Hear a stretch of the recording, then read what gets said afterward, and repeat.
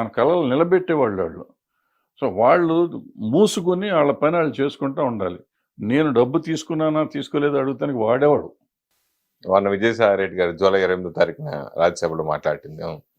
తప్పది. నేను ఆ రోజు చెప్పాను కదా. ఫస్ట్ మీరే స్పందించారు దాని మీద. ఇమీడియట్ గా స్పందించాను. అవును. మీకేం అధికారం? ఇప్పుడు విజయసాయి రెడ్డి గారిని నేను ఆ రోజు అడిగాను, ఈ రోజు అడుగుతున్నా. ఇవాళ 360 మంది అంతమంది కోటీశ్వరులు ఉన్నారు పార్లమెంట్లో. వీళ్ళందరికీ ఎందుకండి ఫ్రీగా ఇస్తున్నారు? వీళ్ళందరికీ జీతాలు ఎందుకు ఇస్తున్నారండి? వీళ్ళకి విమానం ఫ్రీ, ఫుడ్ ఫ్రీ, ఇల్లు free, phone free, car free, car petrol free, PA free, driver free, వంటోడు ఫ్రీ. ఎందుకు? ఎవరి సొమ్ము ఇది? ఇది కాక ఎంపీ ల్యాడ్లని ఇస్తే వాళ్ళు ఇష్టం వచ్చినట్టు ఎవరికి పడితే వాడికి ఇచ్చుకోవచ్చు. వీళ్ళందరూ కోటీశ్వరులు. వాళ్ళు చివరికి పార్లమెంట్లో టీ తాగుతుంటే మనం ఇక్కడ బయటకు మనం 3 రూపాయలు తాగితే వాళ్ళు రూపాయికి టీ ఇస్తారు. వాళ్ళు అంత అడుక్కుంటున్నారా? వాళ్ళ అది తగ్గించమని అడిగారు వీళ్ళు.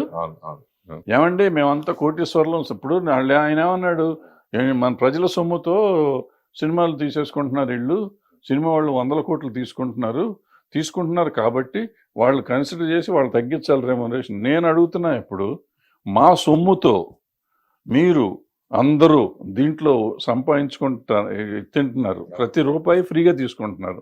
ఈ ఫ్రీలు తీసేయండి, జీతం తీసుకోండి, జీతాన్ని వద్దంట్లో. అప్పుడు ఇంకా ఎక్కువ తీసుకుంటారు లంచాలు గించాలి. అప్పుడు లంచాలు ఎట్టగా తీసుకుంటున్నారు? లంచాలు మానుతున్నారా ఏంటి వీళ్ళు?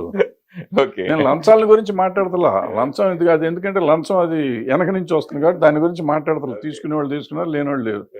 నేను అనేది ఏంటంటే ఈ ముందు నుంచి వచ్చేవి ఉన్నాయి. ఇప్పుడు త్యాగం చేయాలి కదా. నన్ను త్యాగం చేయమంటున్నావు నువ్వు. నేను బిజినెస్ చేసుకునేవాడిని, నేనేమి దీనికి రావట్లా. నాకు వచ్చే ప్రతి రూపాయి నేను సంపాదిస్తే టికెట్ కొంటే టికెట్ మీద వచ్చే రూపాయిలో 10 పైసలే ప్రొడ్యూసర్కి వస్తుంది. అంటే ప్రొడ్యూసర్ పిచ్చోడా? ఓ హీరోకి 100 కోట్లు 200 కోట్లు ఇస్తానికి అతను ఎన్ని 10 పైసలు వసూలు చేసుకుంటే అతను డబ్బు వస్తుంది? అంత కష్టమైన వ్యాపారం చేస్తూ ఇతనికి 100 కోట్లు ఇస్తున్నాడంటే అది ఎంత ఆలోచించిస్తాడు? అంత పిచ్చోడే ఇవ్వడు కదా. మరి అటువంటి వ్యాపారం చేస్తున్న వాళ్ళని ఇక్కడ నువ్వు ఏమీ చేయకుండా ఎలక్షన్లో గెలిచిపోయి మా సొమ్ముతో మిమ్మల్ని ఉద్ధరిస్తామని చెప్పి వచ్చి మొత్తం ఫ్రీగా తీసుకుంటూ దేశాన్ని దోసుకు తింటా ఉంటే మిమ్మల్ని గురించి మేము మాట్లాడాలా, మమ్మల్ని గురించి మీరు మాట్లాడాలా? ఎవరు మాట్లాడాలి? సినిమా వాళ్ళ గురించి రాజకీయ నాయకులు మాట్లాడాలి, రాజకీయ నాయకుల గురించి సినిమా వాళ్ళు యాజ్ ఇట్ ఈస్గా ప్రజలు. సినిమా వాడైనా కానీ ప్రజ. నేను రాజకీయ నాయకుడిని తిట్టే హక్కు నాకు ఉంది, కానీ నేను వ్యాపారం చేసుకునేవాడిని తిట్టే హక్కు, నేను తప్పు చేశానుకో, నేను ఇన్కమ్ ట్యాక్స్ ఎగ్గొట్టాను, లేకపోతే దొంగ రవాణా చేశాను, లేకపోతే ఏదో ప్రాసిక్యూషన్ చేశాను, నా మీద కేసు పెట్టను. చట్ట వ్యతిరేక చర్య నేను చేస్తే మాట్లాడే హక్కు నీకుంది. నా జీతాన్ని గురించి మాట్లాడే హక్కు నీకే ఉంది. నీకేమన్నా ఉంటే గట్టిగా మాట్లాడాలంటే, అయ్యో అండి సినిమాల ఇండస్ట్రీలో కార్మికులకు తక్కువ ఇస్తున్నారండి అని చెప్పు. నిజం అయ్యి ఉంటే అది నిజం అబద్ధం మేము చెప్తాం. అంతే తప్ప వాడని తీసుకున్నాడు వీడిని తీసుకున్నాడు నువ్వే ఓడిపోయా, నువ్వు తీసుకునే దాని గురించి మాట్లాడు. నేను I would have been happy అండి. ఆయన ఏమండి మనంతా డబ్బు ఉన్నవాళ్ళు ఇంత తీసుకుంటున్నాం, ప్రజల సొమ్ము వేస్ట్ అయిపోతుంది, మనం ఇవన్నీ క్యాన్సిల్ చేద్దాం అని ఒక మాట అని ఉంటే అసలు ఆయన కాళ్ళకి దండం పెట్టేవాడిని. అంటే ఆయన విజయసాయి రెడ్డి అలా మాట్లాడినప్పుడు మీలాంటి వాళ్ళు అరా కొర్ర మాట్లాడారు. ఇంకా ఒకసారి ఆ ఫంక్షన్లో చిరంజీవి గారు మాట్లాడేటప్పటికి వరుసగా మీద పడిపోయారు పొలిటికల్ అందరూ కూడా. పొకోడి గాళ్ళు అని ఇట్లా రకరకాలుగా కామెంట్ చేయడం. ఎందుకు పరిశ్రమ నుంచి ఎవరు స్పందించలేకపోయారు? మనకి సిగ్గులేదు. చివరికి చిరంజీవి గారు చెప్పారు, చిరంజీవి గారికి హ్యాట్స్ ఆఫ్. ఎందుకంటే ఇంతకాలానికి ఆయన ధైర్యం చేసి చెప్పాడు. అది ఆయన మాట్లాడు మామూలుగా మాట్లాడాడు. ఫస్ట్ టైం మాట్లాడాడు. ఎవరు నిలబడ్డారు, ఎవరు మాట్లాడారు అసలు? నేను ఆయనకి పర్సనల్గా చెప్పా, ఏమంటే మీకు ఎవరు రారు, ఆయన సీఎం దగ్గరికి వెళ్ళినప్పుడు చెప్పి ఎవరు రారు మీరు ఇంట్లో ఇన్వాల్వ్ అవుద్దని ఆయనకి చెప్పాను. ఆయన కోపం వచ్చింది. సీఎం దగ్గరికి వెళ్ళారు వీళ్ళందరిని తీసుకుని. ఆ రోజే చెప్పా, మీరు ఇందులో ఏలు పెట్టొద్దు, ఇదేంటి తేనె తుట్టిది, మిమ్మల్ని కరుస్తే తప్ప ఎవరు రారు మీ దగ్గరికి అని చెప్పాను ఆయనకి. అడగండి మీరు, నేను చెప్పానో లేదు అడగండి. చెప్పాను. ఆయన చెప్పారు రారు. ఎందుకు వస్తారు వాళ్ళు? వాళ్ళ అవసరానికి చిరంజీవి గారిని వాడుకుంటారు, మామూలుగా కాదు అసలు. వాళ్ళు వాడుకుంటారు. ఈయన అమాయకుడు పడిపోతూ ఉంటాడు. చెప్పానండి ఆయన నాకు నా బాధ్యతగా నేను చెప్పాను. నాకు సంబంధం లేదు ఇక మనకేం, నన్ను ఇంట్లో మనిషి కాదు, కట్టేసి వెళ్తానికి వీల్లేదు అనలేం కదా. మనకు ఇప్పుడు మామూలుగా మనలో మనకి కొంచెం శత్రుత్వంగా ఉంటాం. ఒక పార్టీలో కొంతమంది ఉంటారు. ఇంకో పార్టీలో కొంతమంది ఉంటారు. టీడీపీలో కొంతమంది ఉండొచ్చు. వైసీపీలో కొంతమంది ఇంకా వీళ్ళు మనలో ఇప్పుడు పోసాని గారు లాంటి గాని ఇటువంటి కాంట్రవర్సీ గాని మాట్లాడడం ఒకళ్ళు తిడతాం గాని, ఇంకోళ్ళు తిడతాం గాని సినిమా వాళ్ళకి గొడవ ఆ రాజకీయాల వాళ్ళు సినిమాలు కొట్టుకోవడం, దెబ్బలాడుకోవడం వాటి గురించి మీరేం చెప్తారు? అంటే నేను వాళ్ళు సినిమా వాళ్ళుగా నేను కన్సిడర్ చేయను. బయట తిట్టుకోవటం మొదలెడితే. ఎందుకంటే ఇతను ఎక్కువ, అతను తక్కువ అనేది లేదు. అందరూ అదే మాట్లాడుతున్నారు. ఆ భాష మన బాగలేదు. చండాలంగా ఉంది భాష.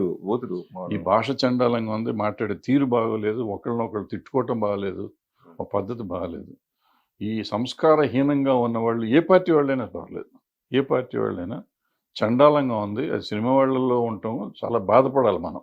ఎందుకంటే మనం జనానికి ఒక ఎంటర్టైన్మెంట్ పంచడానికి వచ్చాం తప్ప మనం ఏం చేస్తాం లేదు. వీళ్ళు అవకాశం ఉంటే ఎంటర్టైన్మెంట్తో పాటు ఎన్లైటన్ కూడా చేస్తానికి వచ్చాం. ప్రజల్ని ఆలోచింపజేసేవాళ్ళం మనం. ప్రజలకి ఎంటర్టైన్మెంట్ ఇచ్చేవాళ్ళం మనం. చాలా తక్కువ డబ్బులతో ఎంటర్టైన్మెంట్ ఇచ్చి ఎన్లైటన్ చేయగలుగుతున్నాం. అటువంటి మనం ఈ ద్వేషభావాన్ని ఎప్పుడైతే పెంచుతున్నామో ఆ సినిమాల్లో కానీ బయట కానీ అది చాలా తప్పు. అది అవసరం లేదు మనకి. ఇప్పుడు ప్యారడీలు తీయటం వేరు, లేదంటే ఓ సినిమాలో మనం ఇప్పుడు రామారావు గారి మీద వాళ్ళు తీశారు. ఎవరు మన కృష్ణ గారు వాళ్ళు తీశారు. యాస్టర్ వాళ్ళు కనపడితే రామారావు పిలిచి ఏం బ్రదర్ బాగా చేశారు అన్నారు ఆట. సో అలా ఉండాలి మనం కూడా. అంత స్పోర్టివ్గా ఉండాలి. అది వదిలిపెట్టి వాళ్ళు బూతులు తిట్టి వాళ్ళు తిట్టారు కదా అని మనం వాళ్ళని బూతులు తిట్టి ఎక్కడికి వెళ్తాం? సంస్కారం ఎక్కడికి పోతుంది? మనం మనుషులమా ఇంకేమన్నా? అసలు అర్థం కావట్లేదు. సిగ్గుపడాల్సిన విషయం. అది ఎవరైనా కానీ ఒక పర్టికులర్ పేరు కాదు. మనం చాలామంది ఉన్నారు.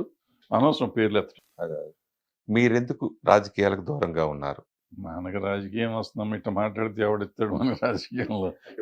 ఎవరు పార్టీ సపోర్ట్ గాను అంటే ఒకటిగా ప్రాబ్లం ఏంటంటే నా ఇష్టాలు ఉంటాయి నాకు. ఇప్పుడు నేను ఫర్ ఎగ్జాంపుల్ నేను చెప్తాను. ఇప్పుడు చిరంజీవి గారి విషయం నాకు చెప్పాను. నేను ఇది రైట్ అని చెప్పాను, అది తప్పు అని చెప్పాను. నేను ఒక చోట ఉండి వాళ్ళని రైట్ తప్పు అంటే ఒప్పుకోరు. ప్రతిదానికి రైట్ అంటేనే ఒప్పుకుంటారు ఎవరైనా కానీ. ఈ సమాజం వాళ్ళు ఎట్టా ఉందంటే నేను అన్నిటికీ ఊ కొడతాం చిడతల్లాగా తయారైతే బాగుంటుంది. మంచి ఏంటి చెడు ఏంటి అని చెప్తే ఎవరికి నచ్చదు. సో పొలిటికల్ పార్టీ కూడా సేమ్ ప్రాబ్లం అవుతుంది. అంటే మీకు భవిష్యత్తులో ఎవరైనా ఆఫర్ చేస్తే మీరు రాజకీయాలకు చాలాసార్లు ఆల్రెడీ ఆఫర్ చేశారు నాకు. నేను ఎప్పుడు దాన్ని పెద్ద ఇంట్రెస్ట్ చూపించలేదు. ఎందుకనంటే ఇదే చెప్తున్నా కదా, ఇదే ప్రాబ్లం. రకరకాలు ఉన్నాయి నాకు. సమస్య అంటే ఆన్ రికార్డ్ నేను ఆన్ కెమెరా నేను కొన్ని చెప్పకూడదు. ఈ మధ్యన అప్పుడప్పుడు సడన్ గా మీరు కొంచెం అంటే ఆ సందర్భం మాట్లాడినా మీరు మాట్లాడేది బాగా వైరల్ మొత్తం రివర్స్ అవటం, కాంట్రవర్సీ అయిపోవడం, కాంట్రవర్సీలు ఇరుక్కుపోవటం. అట్లా రీసెంట్గా మొన్న జరిగిన ఛాంబర్ ఎలక్షన్స్ కూడా ఏంటి ఎంత దారుణంగా ఉంటుందని మీరు అలా చెప్పడం, అది చాలా మంది బాధపడ్డారు ఆ విషయాల్లో. అది ఎందుకు అట్లా మీరు ఎందుకు బాధపడుతుంది? దాంట్లో ఎందుకు బాధపడాలి? ఛాంబర్ మనం ఎందుకు పెట్టుకున్నాం? ఛాంబర్ ఎందుకు పెట్టుకున్నాం? సినిమా ఇండస్ట్రీలో ఉన్న అన్ని శాఖలకి మంచి చేయటానికి పెట్టుకున్నాం. మీరు కూడా ఛాంబర్ చేశారు కదా. దాన్ని ఎందుకు పెట్టుకున్నాం? దాన్ని వదిలిపెట్టి ఆ పబ్లిసిటీ ఏంటి, ఆ క్యాన్వాసింగ్ ఏంటి, ఆ డబ్బులు ఏంటి, ఆ ఖర్చు ఎంత పెట్టారు, ఆ వెనక పోస్టర్స్ ఎంత పెట్టారు, ఎవరి కోసం పెడుతున్నాం? ఏం చేస్తానికి అక్కడ ఏమైనా ఉందా? డబ్బులు ఉన్నాయా? దోసుకెళ్తానికి వచ్చాం మనం. ఎందుకు బాధపడకూడదా? కోప్పడకూడదా? దానికి కొంతమంది అదే బాధిస్తుందని వాళ్ళు బాధపడ్డారంటే వాళ్ళకి ఏముందో మరి. వాళ్ళు వేరే ఆలోచన ఉండకపోతే నేను చెప్తున్నానమ్మా, ఒకవేళ ఎవరన్నా అట్లా నన్ను గురించి అనుకుని ఉండుంటే, అన్నట్టు నా నోటీస్కి అయితే రాలేదు. ఒకవేళ నిజంగా అనుకుని ఉంటే వాళ్ళకి వేరే చింతన ఉండి ఉంటుంది. అక్కడ ఏదో డబ్బులు దొబ్బుతానికి వెళ్ళి ఉంటారు. వాళ్ళ ఆలోచన ఉండి ఉంటారు. అవకాశం లేదు కదా అసలు. ఉందేమో వాళ్ళకి, మనకేం తెలుసు? ఎందుకు బాధపడాలి? నేను ఏమన్నాను, డబ్బులు వేస్ట్ చేయటం ఎందుకు? మనం అంతా చూసిన వాళ్ళమే కదా. అంతంత డబ్బు ఎందుకు ఖర్చు పెట్టాలి? ఇంత డబ్బు ఖర్చు పెట్టే బదులు మనం 1000 రూపాయలు పెన్షన్ ఇస్తే పాపం ప్రొడ్యూసర్ లైన్లో వచ్చి తీసుకుంటున్నారు కొంతమంది. ఎగ్జిబిటర్లు ఇబ్బందులు పడుతున్నారు, డిస్ట్రిబ్యూటర్లు ఇబ్బంది పడుతున్నారు. అందరికి 1000 రూపాయలు 2000 రూపాయలు ఇవ్వాలనే పరిస్థితి కూడా ఉంది మన దగ్గర. నువ్వు ఆ రోజున ఖర్చు పెట్టిన దగ్గర 25-30 లక్షలు, 1 కోటి రూపాయలు కూడా అయ్యిందేమో నాకు తెలియదు ఖర్చులు మొత్తం అందరికి కలిపి. అంత డబ్బు అక్కడ డిపాజిట్ చేసి నువ్వు చాలా మందికి సేవ చేసి ఉండొచ్చు కదా. ఇప్పుడు నేను సేవ చేస్తానికి వస్తాననే కదా అక్కడికి వెళ్ళేది. ఇందాక నేను రాజకీయ నాయకులను తిట్టినట్టు ఛాంబర్లో సేవ చేయడానికి ఎందుకు వస్తున్నావు? నువ్వు ఇండస్ట్రీకి సేవ చేయటానికి అంతే కదా. 24 క్రాఫ్ట్స్ బాడీ కదా. ఇండస్ట్రీకి సేవ చేస్తానికి నువ్వు వచ్చినప్పుడు ఎందుకు డబ్బు ఖర్చు పెడుతున్నావు? ఏంటి నీ ఉద్దేశం ఏంటి? ఇండస్ట్రీ మంచి ఇప్పుడు డబ్బు ఖర్చు పెట్టి నువ్వు నాయకుడు అవుదాం అనుకున్నా అయిపోయింది కదా, నువ్వు నీ ఇంటెన్షనే రాంగ్గా ఉంది అక్కడ. అవును అవును అవును ఇంక నువ్వు బాధపడతావు ఎందుకు? నేను అన్న మాటకి ఆ బాధ ఎందుకు పడాలి? పడితే నీ తప్పు, నా తప్పు కాదు. నేను రాజకీయ నాయకుడిని తిట్టే నాకు హక్కు ఉన్నప్పుడు నువ్వు ఎలక్షన్ చేసినప్పుడు ఇక్కడ కూడా తప్పే కదా. మన సినిమా వాళ్ళని మాత్రం తిట్టకూడదు, వాళ్ళని మాత్రం తిట్టాలంటే ఏం న్యాయమే ఇది? మీ దాసరి గారి దగ్గర మీరు, సి కళ్యాణ్ గారు వీళ్ళందరూ కూడా ఆయన అడుగుజాడల్లో సమస్యలు వచ్చినా ఏ వచ్చినా పరిష్కరిస్తూ చేస్తూ వచ్చారు.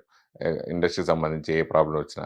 అలాంటిది సి కళ్యాణ్ గారు మొన్న ఓడిపోవడానికి మెయిన్ రీజన్ ఏంటి మీ దృష్టిలో?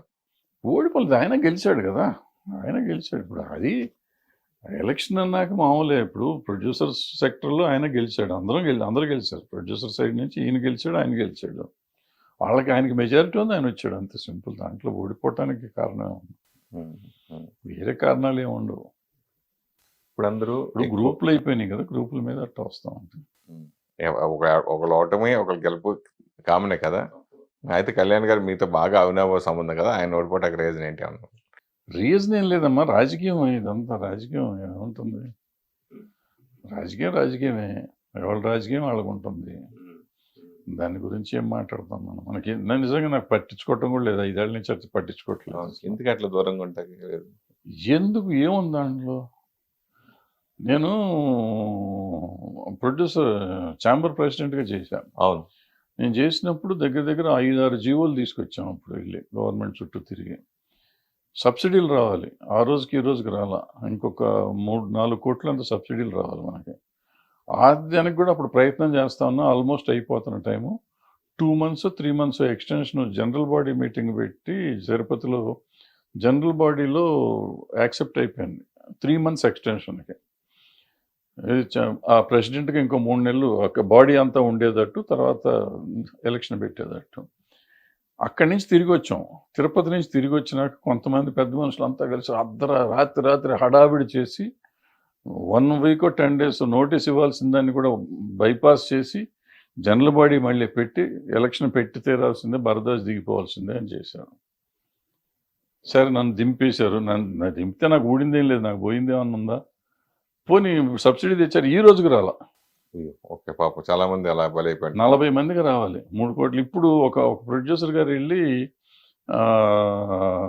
కోర్టుకి వెళ్ళి ఆయనకు ఆర్డర్ వచ్చింది, 52% ఆంధ్ర గవర్నమెంట్, 48% తెలంగాణ గవర్నమెంట్ ఇవ్వాలని. ఆ జీవో చూసినాక నేను ఒక స్టేట్మెంట్ ఇచ్చి, ఈ రోజు వరకు ఎవరు ఇవ్వాలా, ఇంకా ఎవరు మాట్లాడతలా. నేను 3 సార్లు చెప్పాను దీని గురించి.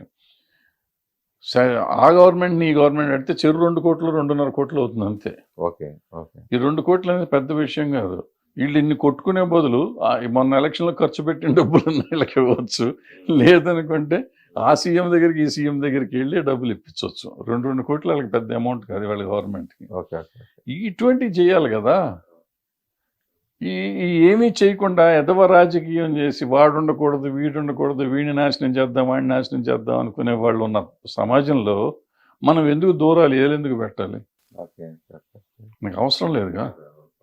ఇప్పుడు నేను చెడు చేస్తా అంటే నన్ను పంపించేయి, నేను మంచి చేస్తా అంటే మంచి చేస్తున్నాను వద్దనుకుంటే. ఆ రోజు ఆన్లైన్ చేయించాను నేను జియో, ఇది ఆన్లైన్ సేల్స్ ఉండాలని చెప్పి. ఆ రోజు ఆపారు. సబ్సిడీ కాదు, మన టికెటింగ్, ఆన్లైన్ టికెటింగ్. ఆ రోజు అప్పుడు నేను జియో తెచ్చేసాను ఆ రోజు. ఓకే ఓకే, ఆ జియోలో అది మాత్రం పార్టిసిపేట్ చేయకుండా, అది ఇది చేయకుండా ఆపారు దాన్ని. ఇవాళ దాని గురించి మాట్లాడుతున్నారు. ఏంటి ఇదంతా? సో ఇటువంటి వాళ్ళ గురించి మనం ఎక్కువసేపు మాట్లాడుకోవటం, ఎక్కువ చేయటం అవసరం. అంటే ఇప్పుడు ప్రతి ఒక్కరికి ఒక ప్యాషన్గా అనుకోవచ్చు, లేదని అనుకోవచ్చు. మెయిన్ ఏంటంటే అన్నీ ఇప్పుడు పాన్ ఇండియా సినిమాలు అయిపోయినాయి బాగా ఎక్కువ.